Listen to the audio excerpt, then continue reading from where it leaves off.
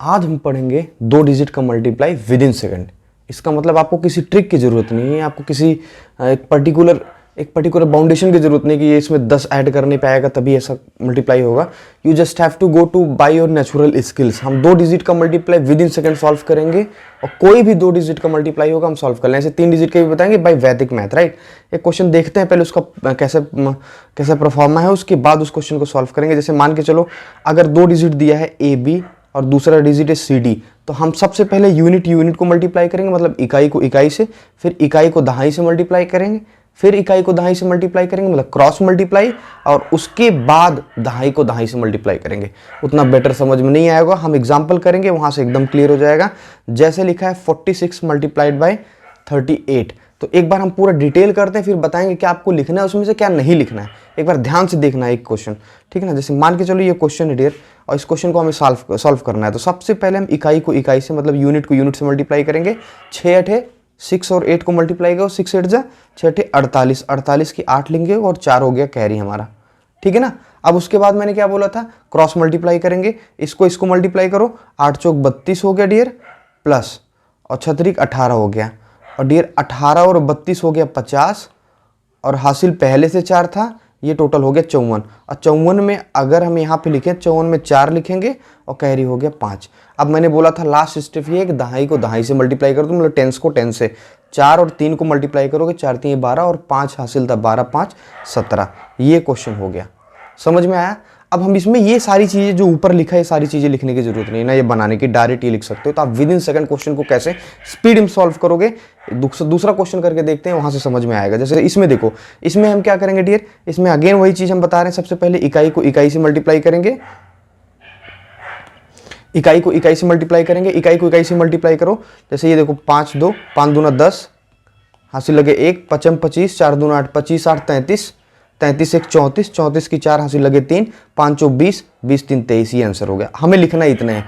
अगला क्वेश्चन 87 गुणे 47, फिर वही चीज इकाई को इकाई से मल्टीप्लाई करेंगे। 7 49 हासिल लगे 4, क्रॉस मल्टीप्लाई करो, 7 चौक 28, देखो 7 चौक 28 और 8 7 56, 56 और 28 84, 56 और 28 को जोड़ते कैसे, 50 और 20 70 और 14 जोड़ दो 84, 84 और 84 4 हासिल था, 84 4 88, 88 8 हासिल लगे 8, हासिल लगे क्या हो गया आपका, फिर हासिल 8 चला गया।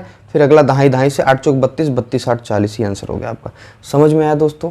इसको हम स्पीड में करेंगे, एक क्वेश्चन और समझ लेते हैं, बाकी आप खूब प्रैक्टिस कर सकते हैं इस चीज को, ये विद इन सेकंड सॉल्व हो जाएगा। जितनी भी चीजें ऊपर लिखी जाती है कुछ नहीं, डायरेक्ट आप आंसर लिख सकते हैं। अगेन एक क्वेश्चन करते हैं, देयर इज नो बाउंडेशन कि ऐसा होना चाहिए वैसा होना चाहिए, वैदिक मैथ से ही होता है ये। अगला क्वेश्चन अगर हम ध्यान से देखें तो यहाँ पे देखो, इकाई को इकाई से मल्टीप्लाई करो, 3 दूना 6, क्रॉस मल्टीप्लाई करो डियर, तो 7 3 6 दूना 12, 21 और 12, 21 और 12 को अगर मल्टीप्लाई 21 10 कितना होता है डियर, 21 10 हमारा हो गया 31, 31 2 33, इसका मतलब 33 हो गया, हासिल नहीं था इसलिए 33 3 हासिल लगे 3, और 7 42 42 3 45, ये हो गया आपका 4536। ये देखो पहले मैंने ऐसे मल्टीप्लाई किया, फिर ऐसे मल्टीप्लाई करके जोड़ दिया उसको, और फिर उसके बाद ऐसे मल्टीप्लाई किया, हासिल ऐसे लगाता चला गया, जैसे नॉर्मल हम प्लस माइनस में करते हैं कैरी, उसके बाद दहाई को दहाई से कर दिया नॉर्मल। समझ में आ गया होगा मेरे हिसाब से दोस्तों अगर इसी प्रकार क्वेश्चन हॉरिजॉन्टली मेथड से आते हैं तब आप कैसे सॉल्व करोगे। अगर कोई भी क्वेश्चन हॉरिजॉन्टली मेथड से आया है, जिसको सॉल्व करने का सबसे अच्छा तरीका होता है कि आप उसमें इकाई को इकाई दहाई को दहाई से ना कर उससे पहला डिजिट दूसरे डिजिट से करो, उसमें कंफ्यूजन नहीं होगी। और इसको क्वेश्चन में आप कोई भी बिना डिजिट लिखे सॉल्व कर सकते हैं, ठीक है ना, कोई भी बिना डिजिट लिखे आप सॉल्व कर सकते हैं। तो इसको हम करेंगे, तरीका वही होगा, फिर से वैदिक मैथ वही सेम होगा, इकाई से इकाई, लेकिन उस चीज को हम 1 डिजिट 2 डिजिट जैसा समझेंगे, ठीक है ना। इस क्वेश्चन को करते हैं, एकदम क्लियर हो जाएगा। सबसे पहले दोनों का पहला डिजिट मल्टीप्लाई कर लो, मतलब इकाई के इकाई से पहला डिजिट मल्टीप्लाई करो। देखो पहला डिजिट मल्टीप्लाई करो, 4 3 12, 12 की 2 हासिल लगे 1, ये हासिल चला गया, ठीक है ना। उसके बाद क्या होता है, इकाई का दहाई से, मतलब पहले जो पहला नंबर दिया है, पहले नंबर का दूसरे नंबर के लास्ट डिजिट, मतलब पहले नंबर का पहला डिजिट लास्ट डिजिट, ऐसे समझो, पहला डिजिट लास्ट डिजिट को मल्टीप्लाई करेंगे और बीच वाला बीच को मल्टीप्लाई कर देंगे। डियर अगर पहले लास्ट डिजिट को मल्टीप्लाई करो, 9 3 27 हो गया, और ये देखो 4 चौक कितना हो गया, 4 चौक 16 हो गया, और ये 27 16 हो गया 43, और एक हासिल था, ये देखो एक हासिल था, 43 1 44, 44 की 4 हासिल लगे 4, फिर 4, और फिर मैंने बोला था दहाई को दहाई से, दहाई को दहाई से, 9 चौक 36, 36 और हासिल कितना था डियर 4, 36 4 40 हो गया 4442। अगला क्वेश्चन देखते हैं। अगला क्वेश्चन क्या है, 74 गुणे 39।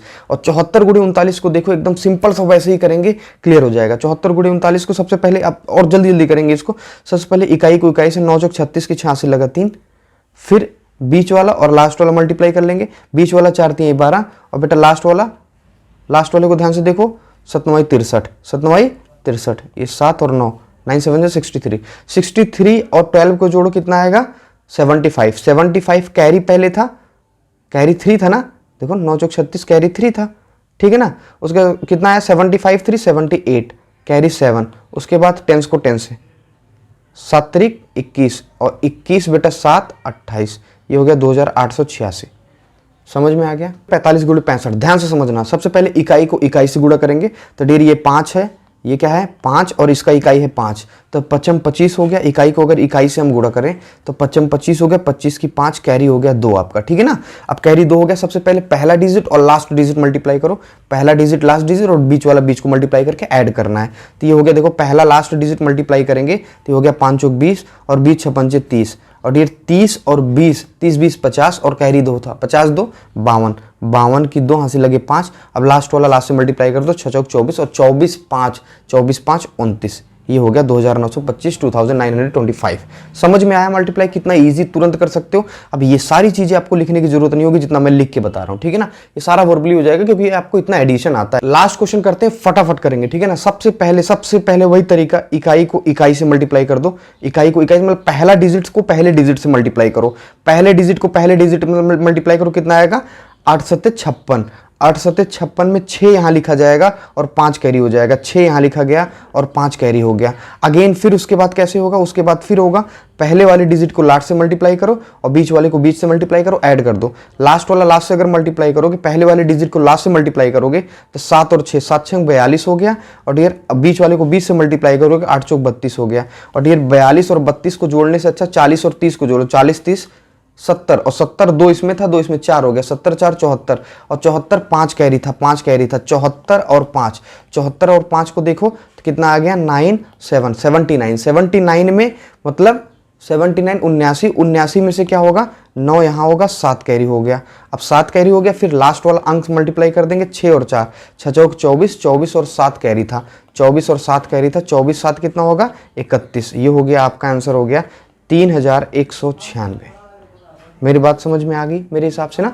सबसे पहले हमें पहले वाले डिजिट को पहले से मल्टीप्लाई करना है, फिर पहले वाले को लास्ट से मल्टीप्लाई करना है, बीच वाले को बीच से मल्टीप्लाई करना, दोनों ऐड कर देना है और उसके बाद लास्ट वाले डिजिट को लास्ट से मल्टीप्लाई कर देना। इसका मीनिंग यही होता है कि यूनिट को यूनिट से मल्टीप्लाई कर दिया, यूनिट को 10 से, 10 को यूनिट से क्रॉस मल्टीप्लाई कर दिया, फिर 10 को 10 से कर दिया। बशर्ते अगर यूनिट 10 करके हम हॉरिजॉन्टली वाले क्वेश्चंस करेंगे तो आप उसमें यूनिट 10 जितना देर ढूंढोगे उतने में तो आदमी कोई कर देगा। इसका मतलब अगर आपको स्पीड बनाना है तो हॉरिजॉन्टली वाला क्वेश्चन है, पहला डिजिट दूसरा डिजिट करके ऐसे रीड करो, और अगर आपको हॉरिजॉन्टली है तो क्रॉस मल्टीप्लाई जैसे बताया था उस तरह करो। ये सारी चीजें दिमाग में होती है। There is no need to write on your paper कि आप इस चीज को लिखो, क्रॉस बनाओ और कैरी ले जाओ। You can do all the things in your mind और इजीली आप डायरेक्ट आंसर लिख सकते हो किसी भी दो डिजिट का मल्टीप्लाई।